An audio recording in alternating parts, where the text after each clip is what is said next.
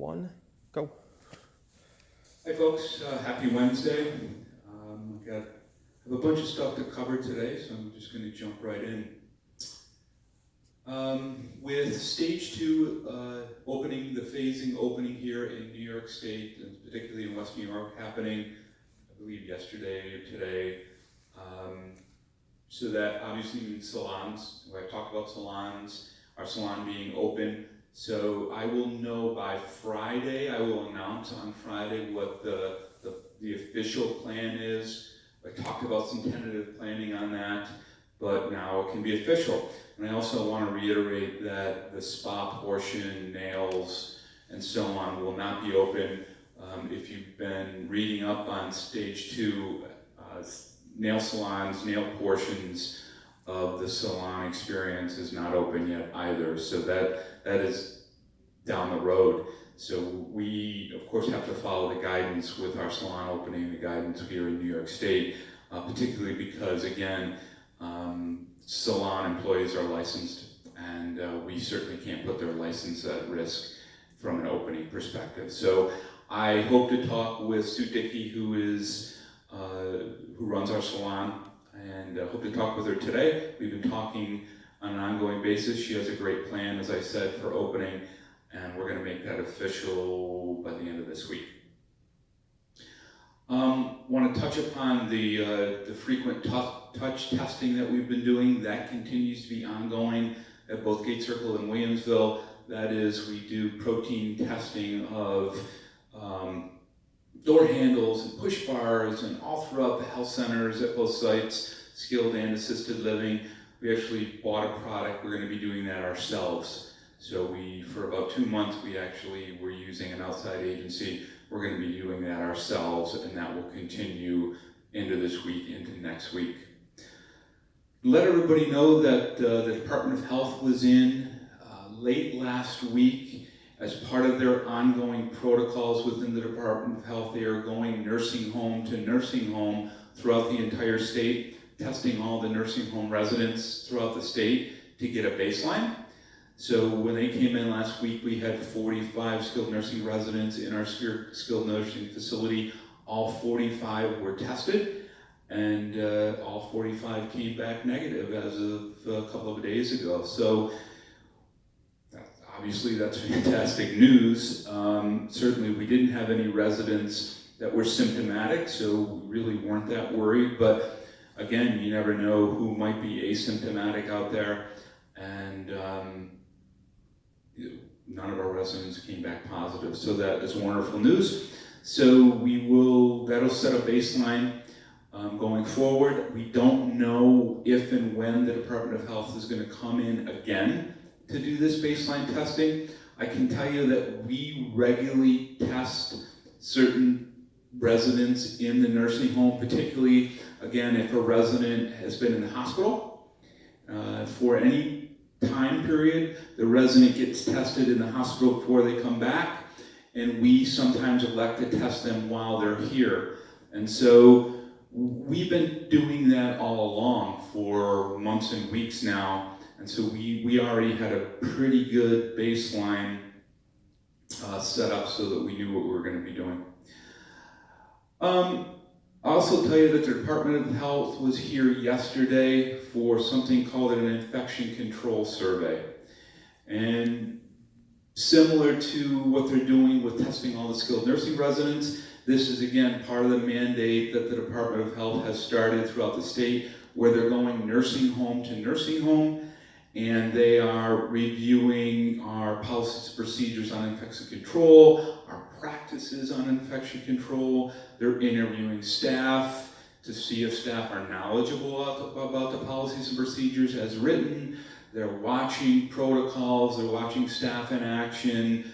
They may even talk to residents, etc. So they were here for several hours yesterday in skilled nursing, and we did great. They were very congratulatory to the staff down there, and I want to extend my personal congratulations to our skilled nursing staff here at Canterbury Woods for the ongoing fantastic job that they've been doing. Really remarkable. It's a remarkable team down there, and so we're very proud of the work that they're doing. Again, all the residents testing negative for the virus late last week into this week, and then the state coming in on the heels of that, doing this infection control survey, and getting nothing but positive feedback from the state in doing that. The state's been concentrating obviously on the facilities throughout the state and Western New York that have had problems and have positive cases and so on, and so we hadn't seen them, and they were just here. So it helps to obviously get reinforcement with the work that they're doing, the work that the folks down in the health center are doing. That positive reinforcement is great. On the other side of that, we don't want the state to come back and do it because it's always stressful when they walk in the door. As we've been talking about, we continue to do staff testing as well. So we test about 150 staff members twice a week. We're into our second full week of doing that. We started about 10 days ago. The first week we did it once based upon the timing of the testing.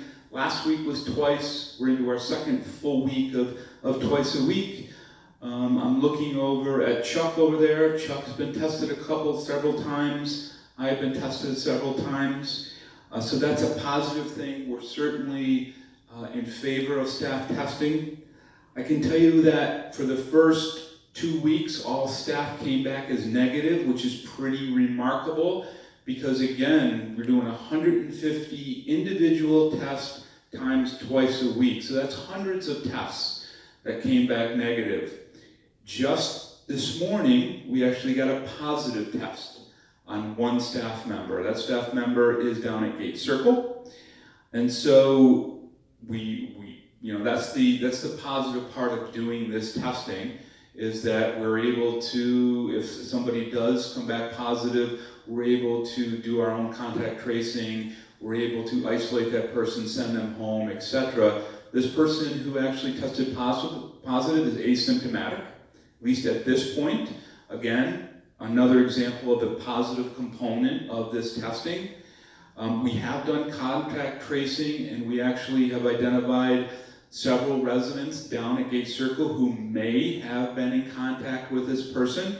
Those folks have already been contacted by Paul Campisi this morning, as per our protocol, and we will test them ourselves starting tomorrow. So our nursing staff will be down at Gate Circle, and through an abundance of caution, we will test any residents that we have identified that may have been in contact with this person.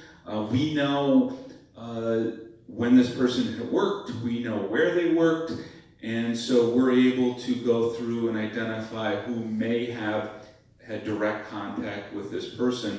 I can tell you that this person has had 3 tests since this has started. The first 2 were negative, and then the third one came back positive. So a good thing, and we're going to be with the abundance of caution, we're going to test those residents again at Gate Circle who may have been affected, not only once tomorrow, but also probably the middle of next week as well, as we monitor them going forward, within that 14-day time period that we're all hearing that people may become symptomatic once there is exposure. So we'll stay on top of it. Our staff will be doing the testing, and we'll keep them readily informed. If anybody has any questions about that issue, certainly don't hesitate to reach out to me. Again, my email address is rwallace, WALLACE, @echa.org. We're following a protocol that we put into place several weeks ago. We've used that protocol here in Williamsville as well. We have tested both health center residents and independent residents at various times over the last 3 months. Once we've identified a staff member as positive for COVID, as part of our process, we have gone back and tested individual residents throughout the continuum to make sure that they aren't positive as well. So this is the same thing that we've been doing throughout. And again, I want to highlight this This is really what comes out of the positive portion of the testing component. So we're going to keep testing. Finally, I want to relay that for those of you who know Rashawn Norman. Rashawn is our full-time LPN at Gate Circle, a wonderful lady. She's been with us since the opening, and unfortunately her son passed away over the weekend very suddenly. And so, you know, our heart is broken for Rashawn as part of our family. And so please, you know, say a prayer for her, say a prayer for her family as they're going through this very unbelievably difficult time. Again, I will be back with you on Friday. I'll have some more information on the salon. Any questions, please don't hesitate to email me. Thank you and have a good day.